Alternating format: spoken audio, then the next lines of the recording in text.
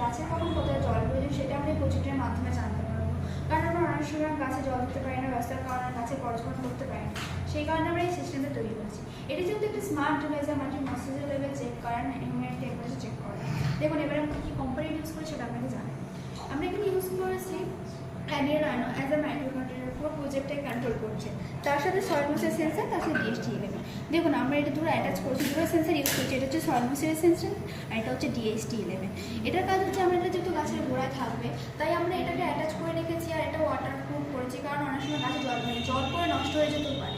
আমরা একটা ইউজ করছি রিলেটা হচ্ছে অটোমেটিক্যালি সুইচ, তার সাথে একটা ওয়াটার পাম্পটা হচ্ছে কখন গাছের জল প্রয়োজন সেটা ওয়াটার পাম্পের মাধ্যমে আমরা দিতে পারবো। তার সাথে একটা ব্লুটুথ তো হচ্ছে আমরা তো সবসময় গাছের সিস্টেমকে দেখতে পারবো না, সেখানে আমার ফোনে একটা ডিসপ্লেতে আমরা এটা দেখার জন্য আমার ফোনে একটা অ্যাপ ডাউনলোড করেছি, সেখানে আমরা এটা খুব প্রজেক্টে দেখতে পাচ্ছি। এবার কাজটা কীভাবে করছি আমি আপনাকে জানাচ্ছি।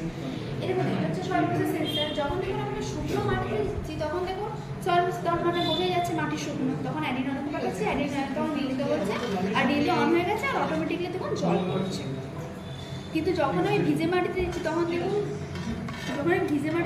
দেখুন রিলে অফ হয়ে গেছে, আর এখানে জল পড়া বন্ধ। তার মানে এখন আমার গাছে জল প্রয়োজন নেই।